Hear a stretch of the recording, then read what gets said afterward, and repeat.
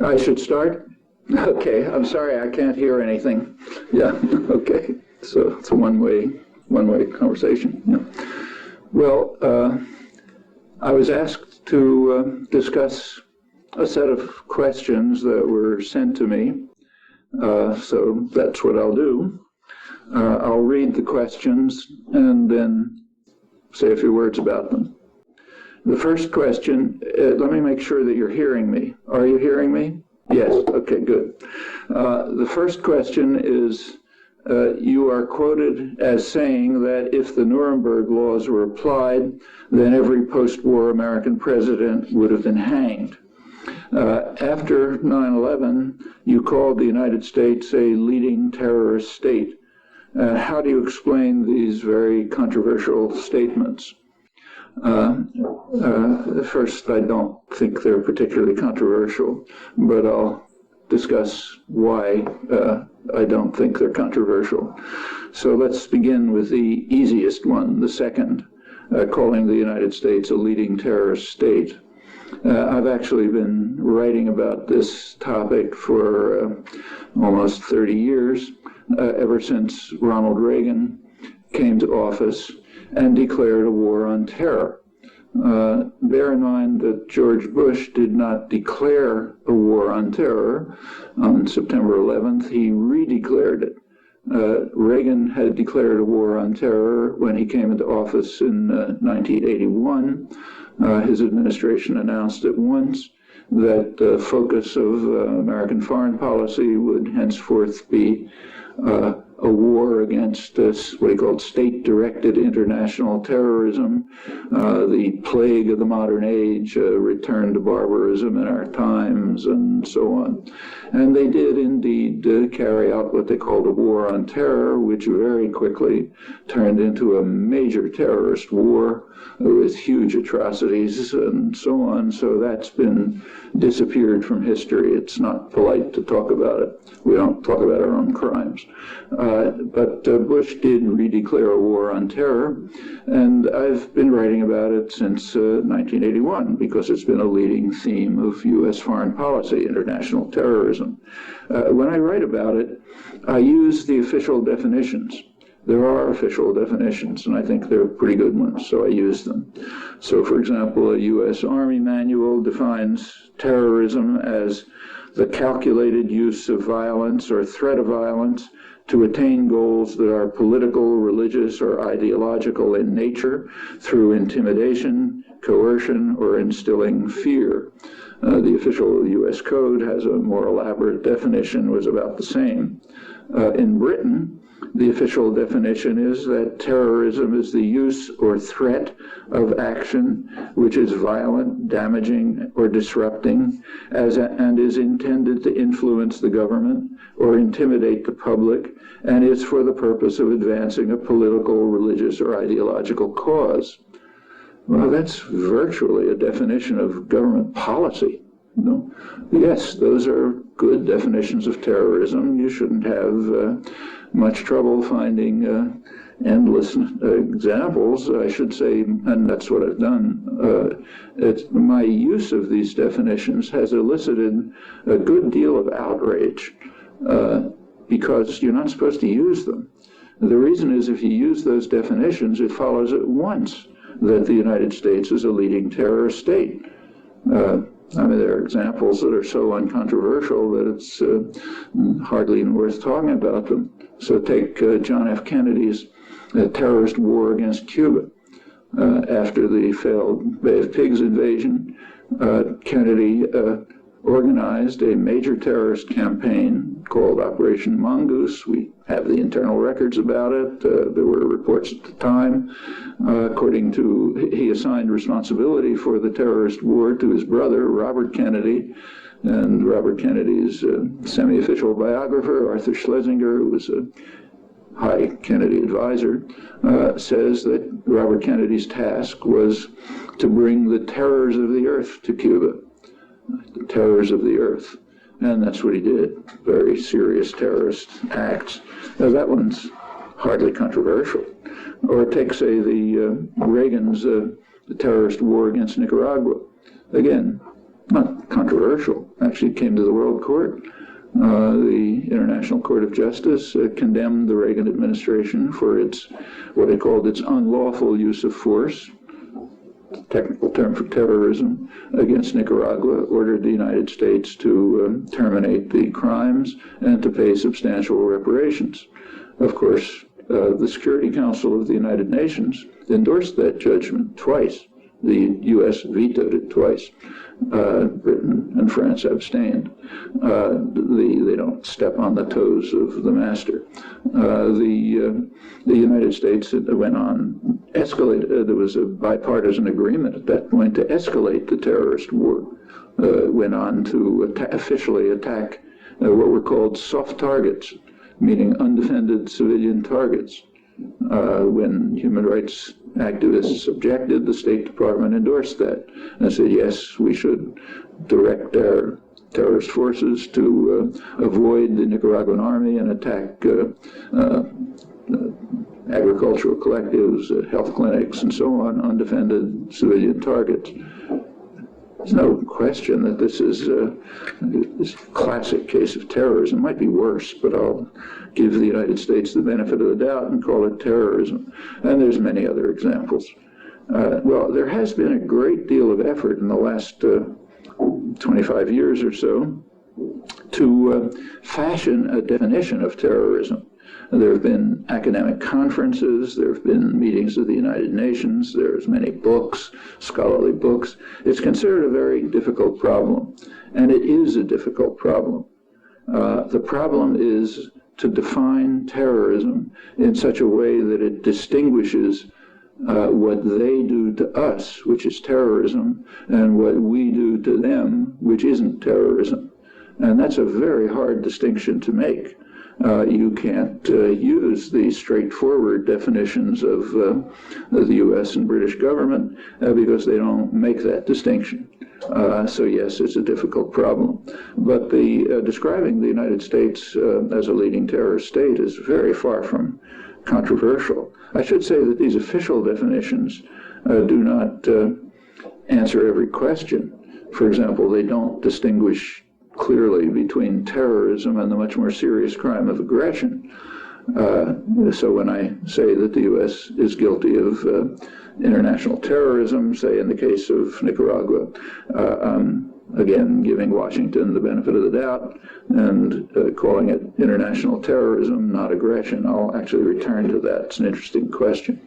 Well, let's turn to the first question. If the Nuremberg laws were applied, then every post-war American president would have been hanged. Well, I don't know if I said that, but it's a little exaggerated. They wouldn't necessarily, several of them would have been hanged, but almost all of them probably would have been sentenced.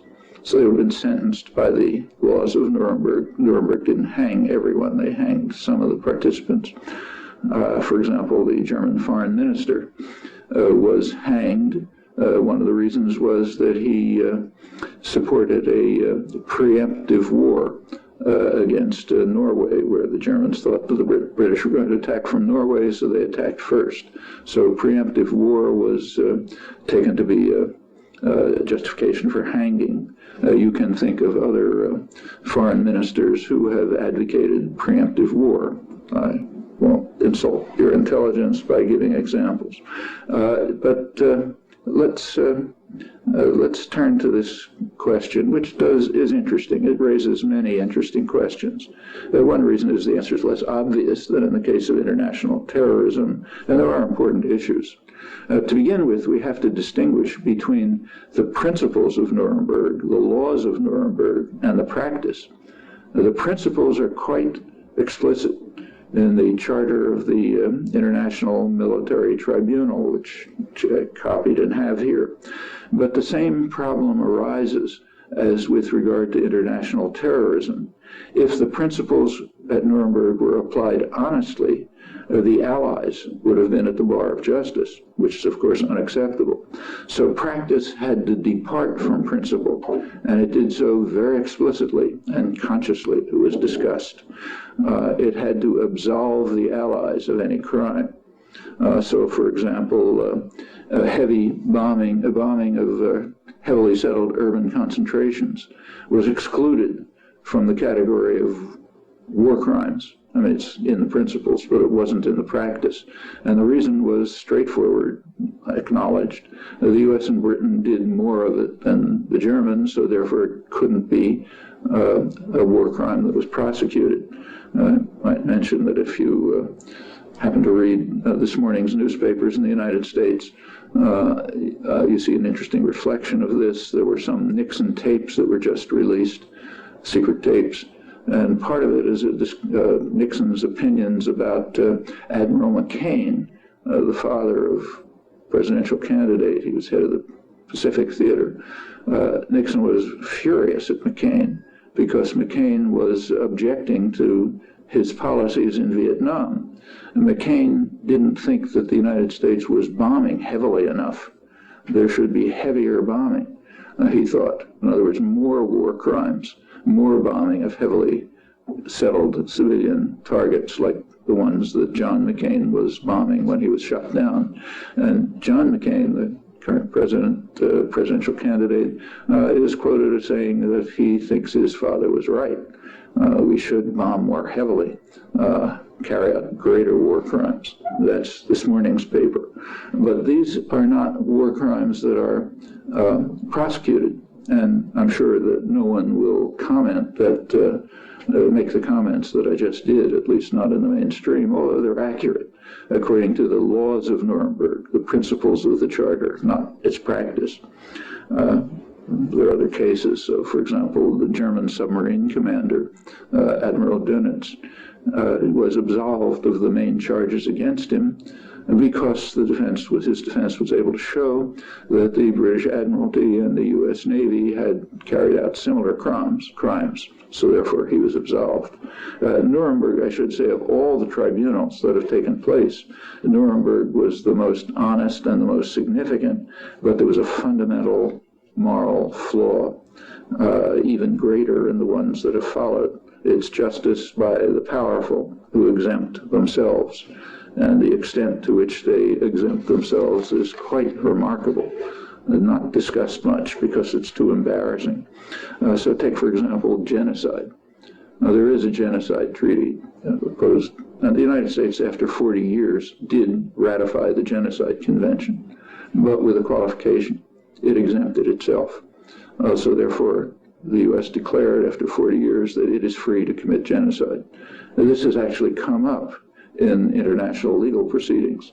Yugoslavia brought a case against NATO to the World Court, accusing it, among other things, of genocide for the bombing in Serbia.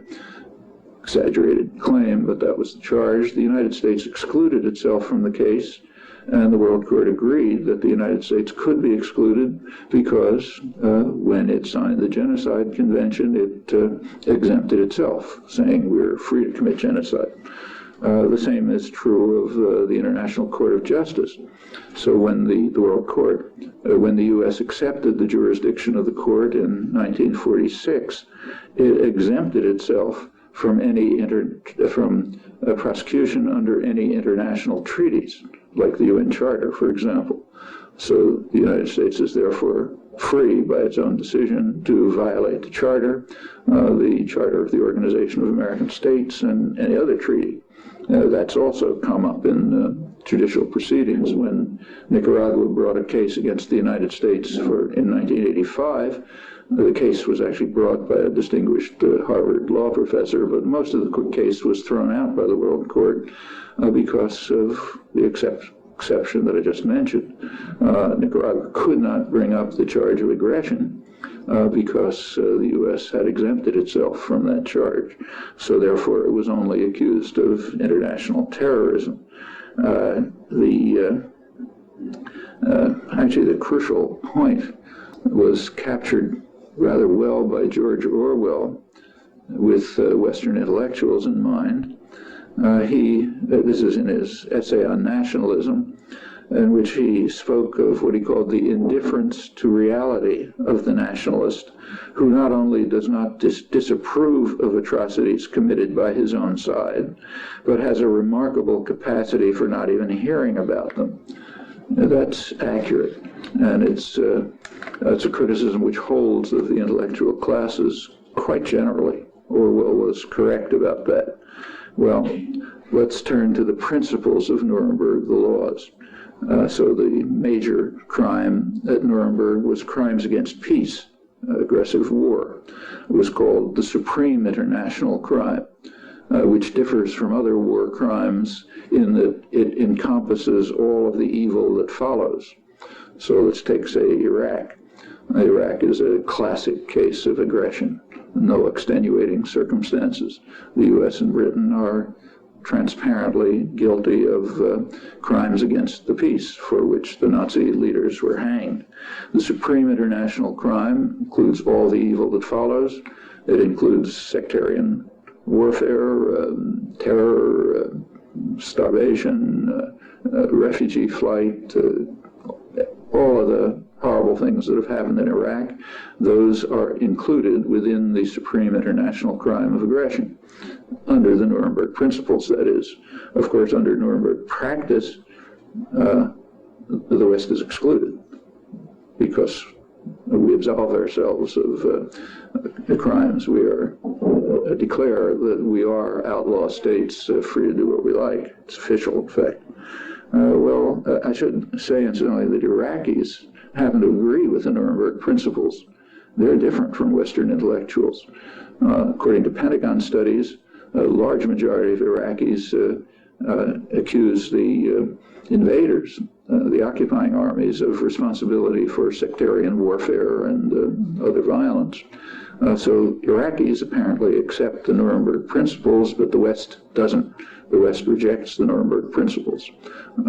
This is one striking example.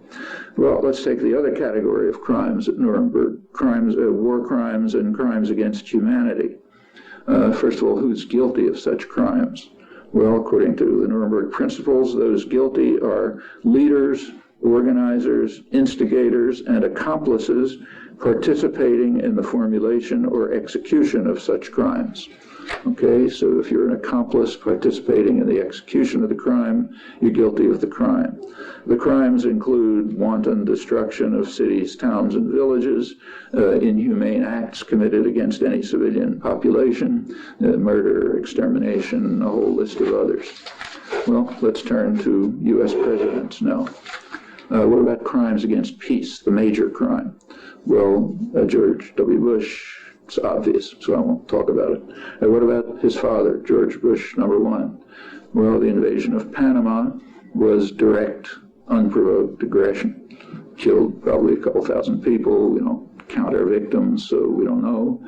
Panama remembers it. They have a day of remembrance every December, commemoration for the crimes committed, but it's not even recorded in the United States because we can't commit crimes by definition. That's part of the Nuremberg practice, not the principles. So we've taken care of Bush number one. What about Reagan? Well, that's an interesting case. Let's take Nicaragua again. At Nuremberg, there was a definition of aggression. Read it. Provision of support to armed bands formed in the territory of another state, or refusal, notwithstanding the request of the invaded state, to take in its own territory all the measures in its power to deprive these bands of all assistance or protection. That applies directly, without equivocation, to Reagan's terror war against Nicaragua. So yes, that was a crime against peace, a war crime for which you're hanged under the Nuremberg principles, not, of course, practice. But as I said, I gave Reagan the benefit of the doubt and simply called it international terrorism. What about the Israeli invasion of Lebanon in 1982? Well, that was obviously a crime against peace under Nuremberg, the supreme international crime, and the United States was certainly an accomplice participating in the execution of the crime. The Reagan administration authorized the invasion, vetoed several Security Council resolutions calling for an ending of hostilities, provided the means for the war, and so on. So yes, so that's another case of crimes against the peace, and there are others. Well, I'll skip Kennedy Johnson and Nixon because it's obvious. The invasions of Vietnam and then the rest of Indochina are direct, unequivocal cases of the supreme international crime, also major crimes against humanity. What about crimes? That's crimes against peace. What about crimes against peace and humanity? Well, that includes everyone I've just listed, including some interesting cases, which are passed over very quietly here, or not even reported.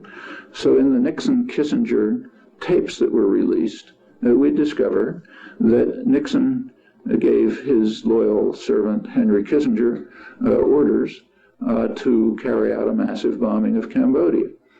And this is 1973. And Kissinger loyally transmitted them to Alexander Haig. And his words were, massive bombing of Cambodia, anything that flies against anything that moves. Now, that's about as clear a call for genocide as you can find in the archives of any state. Try to match it somewhere. And it was executed. We now know, it was known right away that the bombing of Cambodia was horrendous, but we now know that it was 5 times as high as what was reported.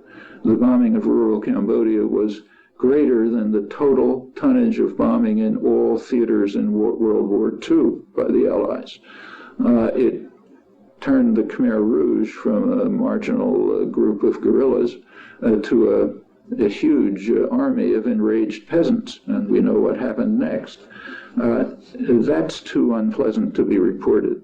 So it's in the scholarly literature, but you won't find many people in the United States or Britain or the West who know anything about it, but it's a fact. Another aspect of the war, let's turn to Korea, very live issue right now. One of the crimes, major crimes in Korea was the bombing of dikes and the bombing of civilian targets. That's Truman and Eisenhower. So it begins the first from U.S. internal records. The first example is in the 6th of August, Hiroshima Day, 1950. Okay, that's Truman. A U.S. officer, I'm quoting, requested to have the following towns obliterated by the Air Force. Comes a list of towns. These towns happen to be in the far south of South Korea. This is where South Korean guerrillas were resisting U.S. forces. Going on to read, B-29 strategic bombers were also called in for tactical bombing on the 16th of August. 5 groups of B-29s hit an area near the front, that's in South Korea, with many towns and villages, creating an ocean of fire with hundreds of tons of napalm. Napalm was a new terror weapon then. A little later, right before, in July, a major strike on the industrial city of Hungnam. 500 tons of ordnance were delivered through clouds by radar. The flames rose 200 to 300 feet in the air. That's just the beginning of the war. It got much worse later. If they were, I happen to have here some of the official Air Force history, very gleefully reporting the bombing of dikes, which is a major war crime for which, of dams that happened to be, for which Nazis were hanged, talking about how wonderful it was. I might as well read I won't read the description, but just the excited account of it. This is not communist propaganda. This is an official Air Force study.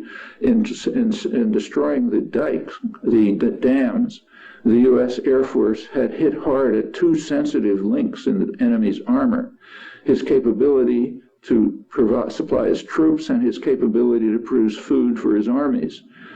To the UN command, meaning the United States, the breaking of the irrigation dams meant disruption of the enemy's lines of communication and supply. But to the communists, the smashing of the dams meant primarily the destruction of their chief sustenance, rice. The Westerner can little conceive the awesome meaning which the loss of this staple food commodity has for the Asians: starvation and slow death. Rice famine for centuries, the chronic scourge of the Orient, is more feared than the deadliest plague. Hence the show of rage, the flare of violent tempers, the avowed threats of reprisals when bombs fell on 5 irrigation dams. I mean, that here we have beyond Orwell. This is glorification in the massive destruction of a civilian population by destroying their food supply and the bombing of dams. Okay, we've now taken care of Truman and Eisenhower. There are many other examples, but they fall under major war crimes. The leading scholar of Korea, Bruce Cummings, he describes the Korean War as what he calls the unknown war. And what he says was indelible about it was firebombing, threats to use chemical and biological weapons, to destruction of dams at the end of the war.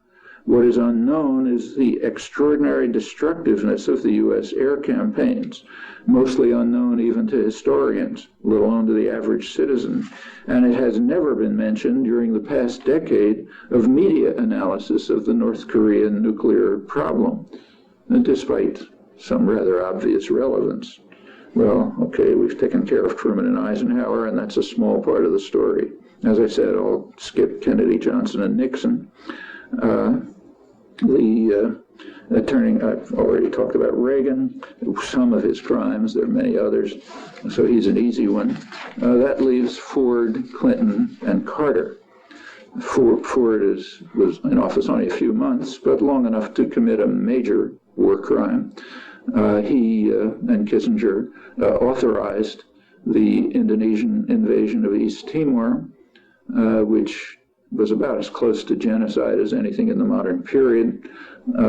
Killed maybe a third, quarter of the population, went on right through 1999, thanks to direct, decisive U.S. Military and diplomatic support. Britain joined in 1978 when the atrocities hit their peak, and other European countries also joined in, so they're all guilty of this. Right up to the end of 1999. So that takes care of all of them. But let's take a look at Clinton anyway, or for that matter, Carter, who is the least aggressive of the presidents. Apart from directly participating in the Indonesian invasion of East Timor as it peaked under his presidency, Carter was responsible for significant crimes in Central America.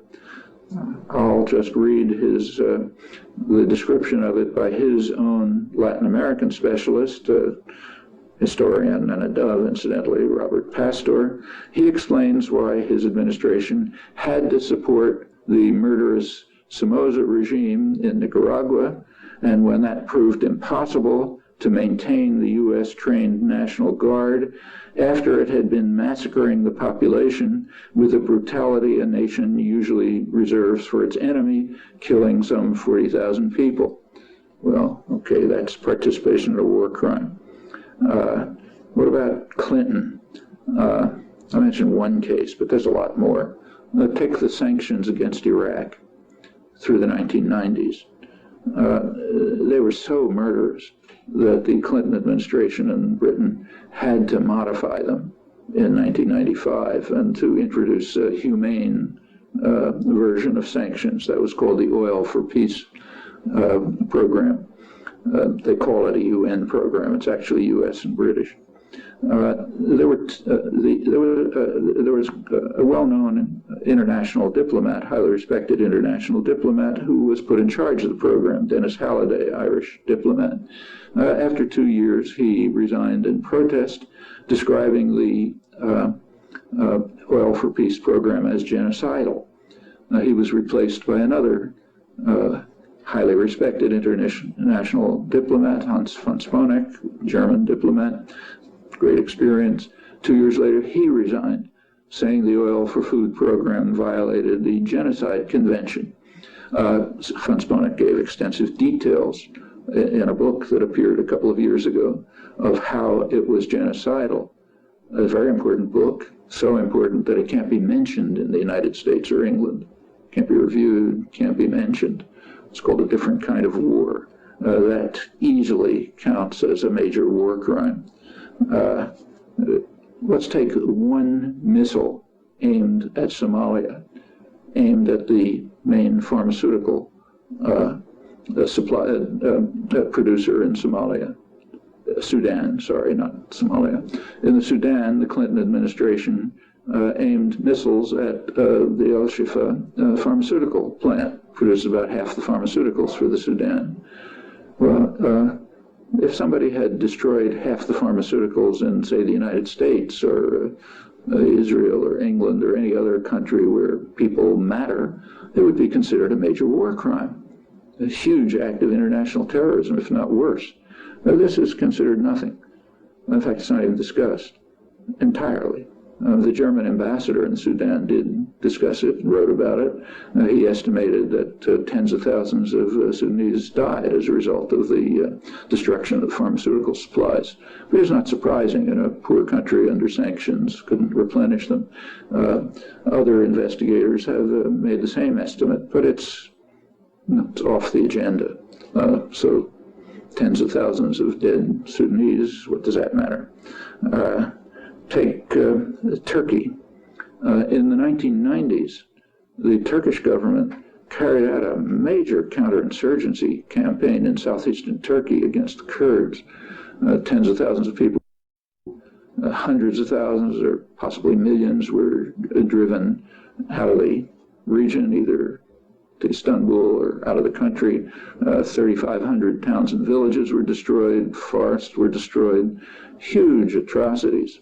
80% of the arms came from Clinton. In fact, Clinton was so involved in accelerating the atrocities that in 1 year, 1997, Clinton provided more arms to Turkey than in the entire Cold War period combined up to the onset of the counterinsurgency, and Turkey was a major recipient of U.S. arms. Well, if that doesn't count as participation in war crimes and crimes against humanity, I don't know what does, and we could easily go on. Now, without continuing, I've mentioned every president. A good case can be made that every president is subject to the principles of Nuremberg, and that several of them should be hanged. Of course, that's inconsistent with the practice of Nuremberg, for the reasons I mentioned.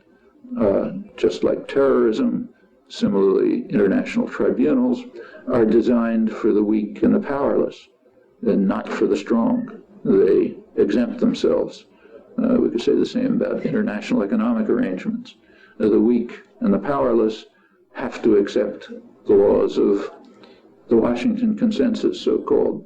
So when Indonesia had a major crisis, South Korea had a major financial crisis in 1997, the IMF stepped in, forced them to destroy most of the banking system, raise interest rates to 80%, which wiped out, the economy, and pay off foreign debts and pay off debts. South Korea was subjected to the same discipline. But when the United States and England and Germany and France have a financial crisis, like right now, it's quite different. In that case, they don't have to destroy the economy and pay off the debts. What happens is the government steps in, the taxpayer steps in, bails out the bankers, puts in a huge amount of money without any popular participation, of course, to restore the owners of the society and to compensate them for the disaster that they've created. Well, that's similar to the Nuremberg principles. The rules are for you, not for us. That's a kind of a law of history, not just the United States. Second question. I'll be briefer on the remaining questions. Second question. Just recently, you published an essay entitled "The Anti-Democratic Nature of U.S. Capitalism is Being Exposed." Explain. Actually, I was referring to the bailout. So take a look. Everybody knows about the financial crisis, so I'll describe it. And it's very serious. Could lead to something like the Great Depression. Probably won't, but it could. When it occurred, Henry Paulson, Secretary of the Treasury, came forth with a pronouncement granting himself dictatorial powers, completely dictatorial powers, no review permitted, no comment permitted, a 3-page document that said he's going to, Congress, meaning the taxpayer, is going to give him $700 billion to bail out the banks any way he feels like. Well, that caused a huge uproar in the country, tremendous anger. In fact, there was so much of an uproar that the House of Representatives, which comes up for election in November, had to vote it down the first time. They voted for it the second time. Well, on the surface, that looks like an exercise of democracy, but it isn't. Even in a dictatorship, popular uproar might, and in fact does, cause the dictator to back down. So that doesn't prove anything. If you shout no, that doesn't mean it's a democracy. It just means the dictators can't deal with it. What would happen in a democracy, a functioning democracy? Well, the population wouldn't just shriek no and have a tantrum. In a democracy, the public, organized sectors of the public, political movements, labor unions, community groups, and others, would be formulating and presenting programs to deal with the crisis. And they would be insisting that their representatives implement those programs, or else they're out. There wasn't a trace of that. I mean, it wasn't even considered a possibility. The public has to be entirely excluded from decision-making. That's a dramatic demonstration of the anti-democratic nature of U.S. not capitalism, but state capitalism. And it's right on the front pages. So a few days ago, Joseph Stiglitz, Nobel Prize laureate in economics, was quoted in the Wall Street Journal about the Paulson Plan, saying, well, we can pour money into the banks, but they can pour it right back into their own pockets. The bank has no responsibility for the common good. In fact, they have a responsibility to make profit, that's all. And that's what they'll do. Stiglitz added, we have to have veto power, meaning the government, which would be the population in a democratic country, the government has to have a voting share. Well, that's off the agenda. No role for the public in decision-making. George Bush, the president, explained it very simply. He said that we have to make sure that the government bailout does not interfere with the profit motive, that it does not introduce policy motives. Well, let's translate that into simple language. Profit motive means let's say, the chairman of the board of a bank does what I can to enrich myself and my friends and my shareholders. That's my job. That affects a legal responsibility. So that's the profit motive. We have to make sure that that's the way things work with the owners of the society, the owners of the economy, making sure that they gain whatever happens to anyone else. What would the policy motives be?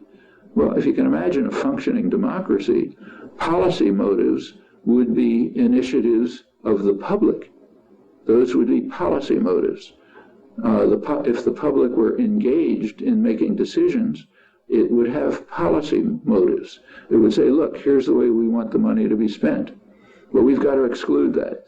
No policy motives, no threat of democracy, just pure tyranny. Tyranny by private concentrations of capital. And there's no comment on this, because it's taken for granted in the intellectual culture that that's the way it ought to work. These are striking examples, but there are many others. Third question, comment on the upcoming U.S. elections. Do you believe in voting for the lesser of two evils, for the greater good of the American population as well as the world? What does the outcome of the election mean to the world? Well, yes, I believe in voting for the lesser of two evils if it makes a difference. If you care about human beings, you'll do what you can to ease their suffering and burdens. And if that means voting for the lesser of two evils, that's what you'll do. Seems elementary. Is there a difference? Yeah, there's a difference. I think there are many illusions about Obama, particularly in Europe. I don't know about where you are. But Obama gives every indication of being a kind of a centrist Democrat, rather like Clinton. No major change or transformation is suggested. They're also pretty dangerous. Some of his foreign policy calls, for example, like, say, more bombing in Pakistan and Afghanistan, that's a very dangerous policy. And there are alternatives. For example, there's a peace movement in Afghanistan, mostly women, all over the country, which is calling on the occupiers to bury their weapons and to bring development and diplomacy. And that's pretty good advice. And it should bring in the regional actors. I should say that there was a remarkable article just a few days ago in the London Financial Times, leading business journal in the world, by Roderick Braithwaite, who was a very high official of British intelligence, specialist on Afghanistan, and in fact was the ambassador to Russia, the British ambassador in the late 80s, early 90s, right at the transition period. He has just toured Afghanistan and has a remarkable description. You should read it. He says that the U.S.-backed government is regarded with total contempt, regarded as a mere puppet. There's nostalgia for the period when the Russians were there, when there was security, development, women's rights, and so on. He says the history may be not correct, but that's the attitude. And the most popular figure in Afghanistan, according to his judgment, is Najibullah, the last of the communist dictators imposed by the Russians, who did preside over a period of relative tranquility and development and rights, especially women's rights, and who was overthrown by the U.S.-backed Islamic extremist forces, and who turned the country into such total chaos that when the Taliban came in, they were welcome.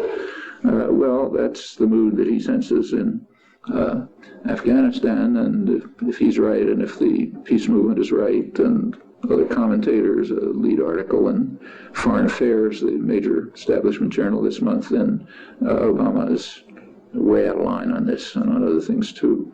But nevertheless, I think by and large he'll be a centrist Democrat. What about McCain? McCain is quite unpredictable, and I think very dangerous. And when he says, he's asked about Iran, and he says, bomb, bomb, bomb, he may think it's funny, but I don't think it's funny, and I don't think others should think it's funny.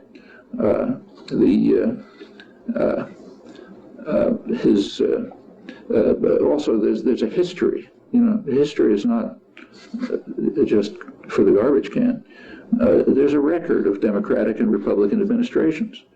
And over time, there's a very strong tendency for Democratic administrations to be somewhat better for the general public. Less unemployment, greater growth, more benefits, and that's a difference if you care about people. Well, for the world, I've already mentioned. So yes, I think there's a difference. And the outcome of the election, which is uncertain in my view, will mean something. And therefore, I'd be in favor of the lesser evil. Fourth question. Ariel Sharon dismantled the Jewish settlements in the Gaza Strip, and just recently, Olmert proposed to dismantle most of the remaining ones in the West Bank.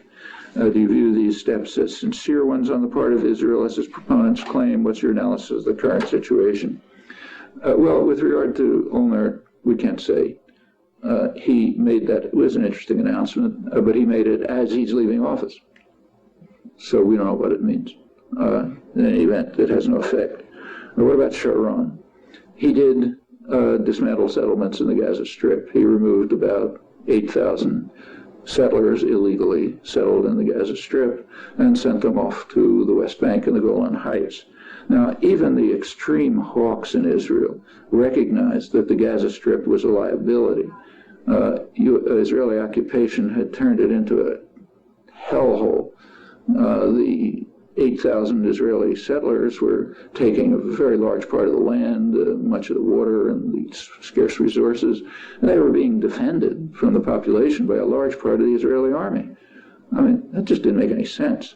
It made a lot more sense just to get rid of the Gaza Strip, let the people rot in the biggest prison in the world, and send them over to the parts of the occupied territories that Israel intends to keep, the West Bank and the Golan Heights, mostly the West Bank. Well, Now, it's interesting the way that was done. There would have been a very simple way to implement this plan. Just announce, the government announced that on August 15th, the Israeli army will leave the Gaza Strip, provide lorries, and 2 weeks before that, all the settlers who were there because they were heavily subsidized by the government would quietly get into the lorries and be transferred to the West Bank. No trauma, no excitement, no front page news, no pictures of a little boy saying never again as he is dragged away by a soldier. Very simple, very straightforward, but that wouldn't have worked. It had to be staged as a national trauma. And it was a major propaganda victory. That's the way it was played in the press of the world. Terrible national trauma, never again, let's never suffer this again. It was all fake, it was all staged. And furthermore, it was a replica of something that was staged when Israel abandoned Northeast Sinai, as it did in 1981. Again, instead of just withdrawing the army so the settlers would leave, they staged a national trauma. In fact, that's the way it was described in the press, National Trauma 82, as a fake trauma. So sincere, not at all. It was perfectly consistent and rational aim of dedicated hawks. What about the current situation? Well, it's about the same as for the past 30 years, but worse, because of a steady increase in the illegal settlements, and there is no question that they're illegal. Israel knows it, and so does everyone else. World Court just ruled on it, if anyone cares. What some Israeli activists, Jeff Halper in particular, have called the matrix of control. That is an elaborate system in the West Bank of checkpoints, harassment, the separation wall, basically an annexation wall, a whole set of measures, which I'm sure you're familiar with, which are designed to make decent survival impossible for the Palestinians. And there is a principle. It was formulated in 1967 after the war by Moshe Dayan of the Labor Party, the Labor Coalition. Among all the leaders of the coalition, he's probably the one most sympathetic to the plight of the Palestinians. His advice to the government, we know from released cabinet records, was that we should tell the Palestinians in the West Bank that we have no solution for them. They will live like dogs, and whoever wishes to leave can leave, and we'll see where this leads. Yeah, that's essentially the policy since 1967. For 30 years, there has been a very broad international consensus on a two-state settlement on the international border, with perhaps some minor adjustments. That's actually what Olmert proposed in his departure. The first time that consensus reached the public was in January 1976, when a proposal by the Arab states, the so-called confrontation states, Syria, Egypt, forgotten who else, Jordan, Syria, Egypt, and Jordan, proposed a Security Council resolution calling for just that, a political settlement on the international border with the recognition of the rights of every state in the region to live in peace and security, the wording of UN 242. It was vetoed that. So therefore it's out of history. We can't find a reference to it, barely even in scholarly works. Happened again in 1980. I won't run through the rest of the history, but it's approximately the same.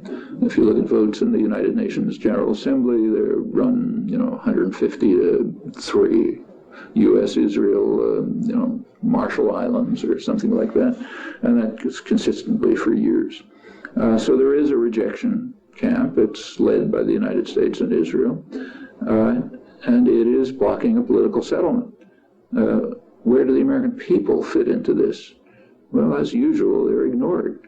Large majority of the American population agrees with the international consensus and supports a two-state settlement on the international border. Meanwhile, the U.S. and Israel refuse. They continue to expand the illegal settlements I say U.S.-Israel because Israel cannot do it without U.S. authorization and indeed diplomatic and military and economic support. They're building the annexation wall in violation of the World Court decision and going well beyond the building in the Jordan Valley, which they intend to keep. The idea is to build facts. It goes back 100 years. Just build facts and do it quietly. Everything else will take care of itself. There's no indication of any change in U.S. government policy. Obama is, if anything, more hawkish on this than the current administration, McCain, of course, also. And U.S. government policy is decisive, as in many other cases. And I stress U.S. government because it disregards public opinion. Fifth question, I think I'm probably running over time, but let me be brief. The Bush administration has not used military operations to overcome what they perceive as the threat of a nuclear Iran. Of course, in 1953, the United States and Britain overthrew the parliamentary government of Iran. In 2002, a CIA-backed coup in Venezuela failed to remove Hugo Chavez from power, and now Russia seems increasingly defiant to the wishes of the United States.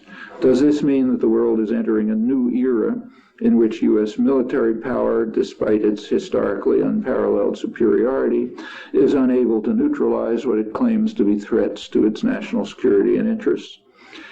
Yes, that's true, and it's been going on for a long time. So take, say, Washington's backyard, Latin America. For years, the United States routinely overthrew governments, installed military dictatorships, terrorist states. Every president did that. Eisenhower did it in Guatemala.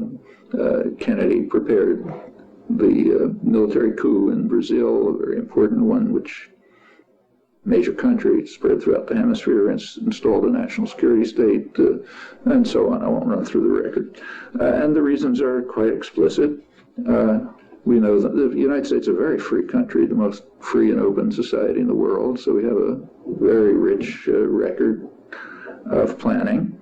In the case of Cuba, a major problem. The problem for the Kennedy and Johnson administrations was what they called Cuba's successful defiance of U.S. policies going back 150 years, namely to the Monroe Doctrine, which declared that the U.S. will effectively run the hemisphere. And Cuba is defying it, and they're successful, so they cannot be tolerated. The Kennedy administration held further that if Cuba is successful in this, especially if its development is successful, they may be a model that others in the region will want to follow. There'll be what Henry Kissinger called a virus that will spread contagion by successful development that others may choose to emulate. Kissinger was speaking of Chile, where the U.S. overthrew the parliamentary government because the virus might spread contagion. And so it goes on. That's a basic theme of the Cold War. In fact, the fundamental structure of the Cold War, I think, was that it was a kind of a tacit compact between the big superpower, the United States, and the junior partner of the Soviet Union. The compact was that the Soviet Union could run its own dungeon without being bothered too much, and the U.S. would control most of the rest without being bothered too much.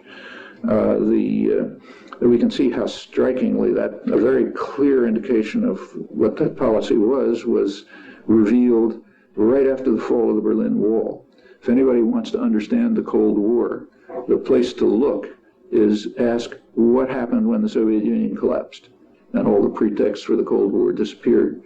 Well, as I say, the U.S. is an open society, so we know the answer. It's kept out of the press.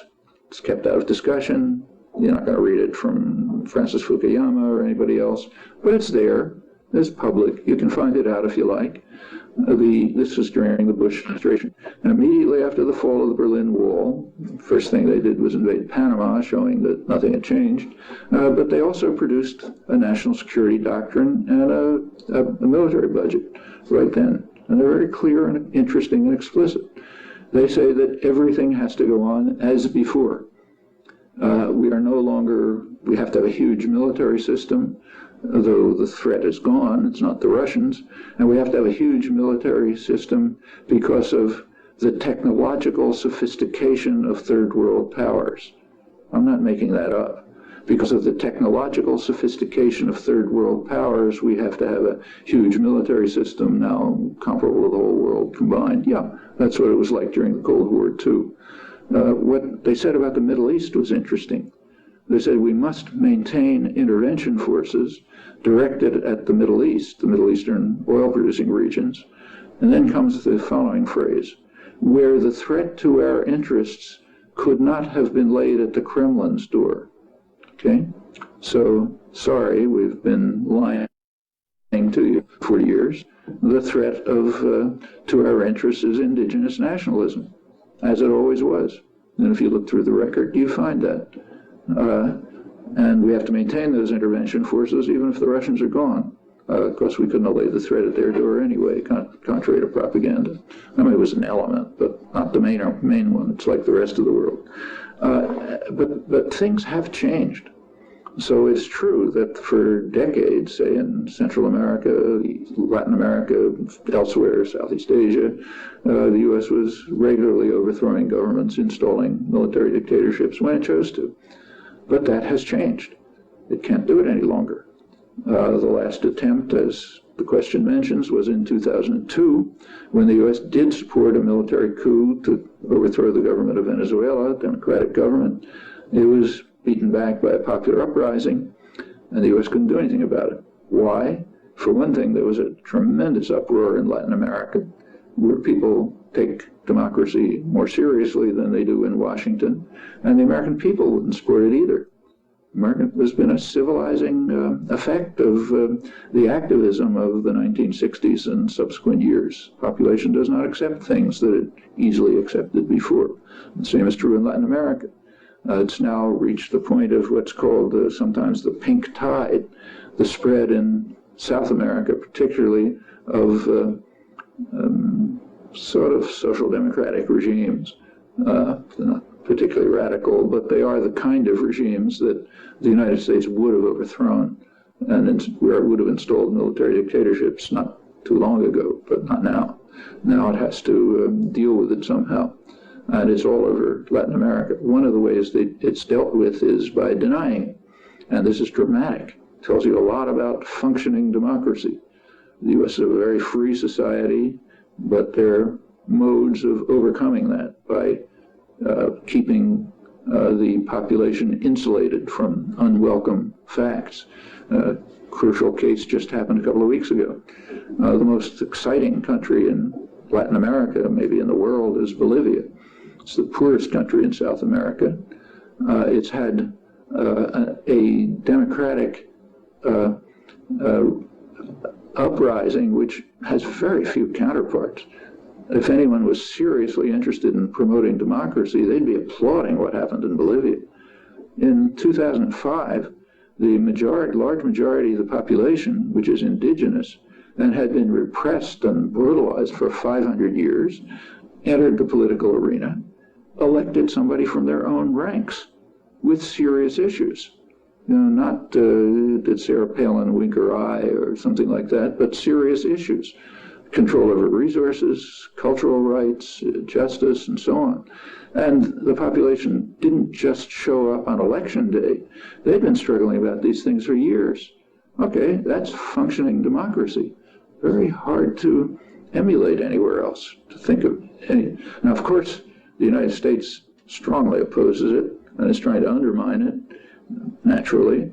And the rich elite, the mostly Europeanized, mostly white elite, a minority that had ruled the country forever, they don't like it either. They're mostly in eastern Bolivia, and they're demanding autonomy and planning probably to secede, with, of course, they have U.S. backing to try to undermine the democratic government, one of the most democratic in the world.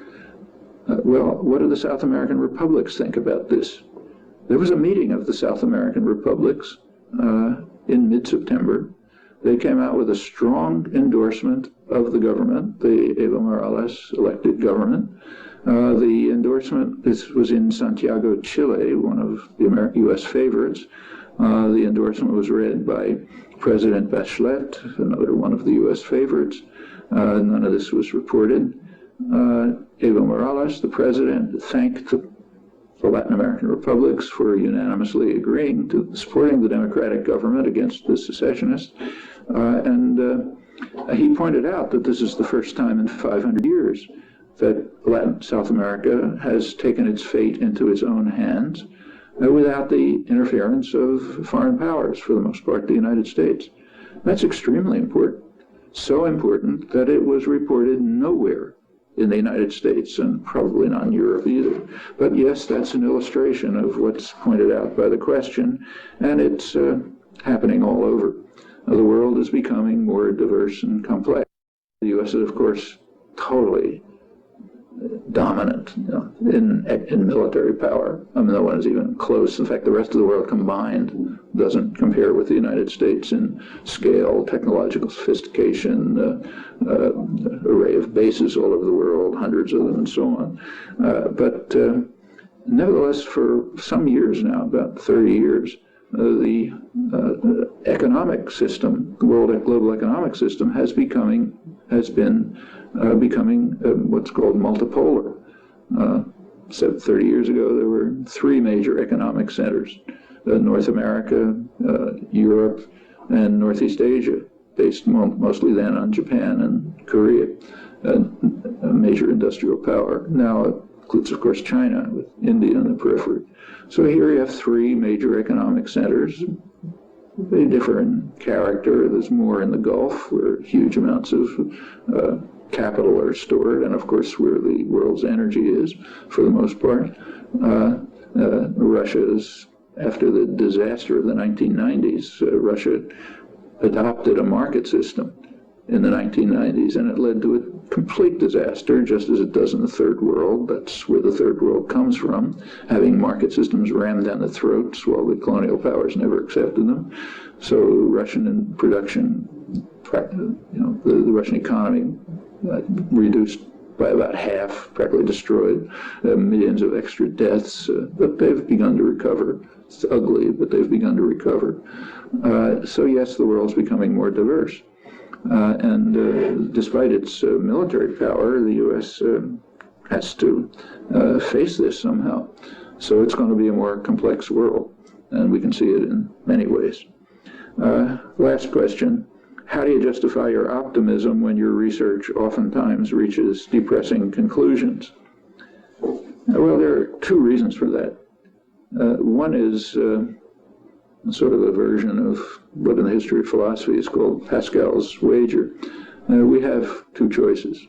One, we can be pessimistic and give up hope and thereby ensure that the worst will happen, or else we can be optimistic and work to try to change things for the better, and maybe we'll succeed, to some extent at least.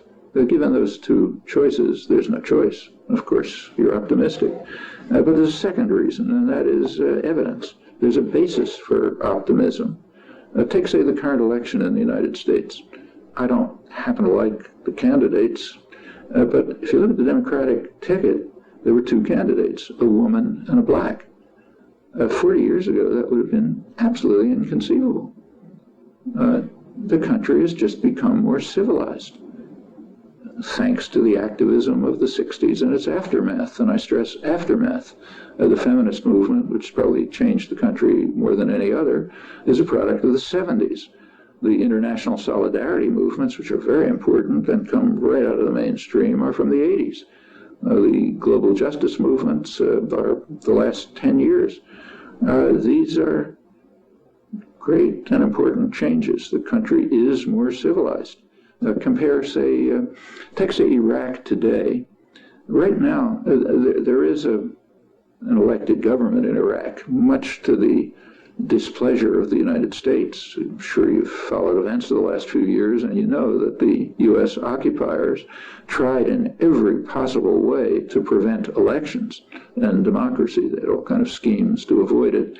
But they were faced with overwhelming nonviolent resistance, for which the Ayatollah Sistani was a kind of symbol. And the U.S. simply could not face a mass nonviolent resistance demanding elections, so they had to agree to it. They tried to manipulate them, invade them, but they had to agree to it. It's a great triumph of nonviolent resistance, incidentally, and should be regarded as such. Okay, so there's an elected government, whatever one thinks of it. It's refusing to accept U.S. demands. Right now, the U.S. is negotiating with the government of Iraq. That's criminal in itself. Aggressors have no rights. They only have responsibilities. And one of the responsibilities is to pay reparations for their crimes. Another is to accept the will of the victims. It was true of the Russians in Afghanistan, Hungary, Chechnya. It's true of the United States in Iraq, Afghanistan, anywhere. That should be a general principle. So even the negotiations are illegitimate, but they are taking place. And negotiations have a striking feature. It's in every day's newspaper. The Iraqi government, admittedly under popular pressure, that's considered a negative feature in the United States. They're pandering to the public, the usual dislike of democracy. But under public pressure, the government is insisting on conditions that the U.S. is unwilling to accept. That's today's headlines. The U.S. is not able to overthrow the government and install a military dictatorship, as it did in the past. So take, say, 1963 under Kennedy. Kennedy had invaded South Vietnam, a brutal and harsh invasion. But in the fall of 1963, a year later, the Kennedy administration discovered that the client government it had installed was seeking to negotiate a political diplomatic settlement. Well, they didn't enter into negotiations with them. They just threw them out. Carried out a military coup and installed a military dictatorship. The leaders of the client government were assassinated in the process. That's the Diem coup. And so the war continued. That's Kennedy. Iraq today is quite different. And those, again, are a lot of differences, but these are symbols of substantial changes, which have been a kind of a civilizing effect, which didn't happen by itself. It happened by people who were decided to be optimistic, to struggle hard for change. That's the way freedom is won, whatever we have throughout history. And there has been progress towards justice and freedom. It's a dismal period in many ways, but better than before.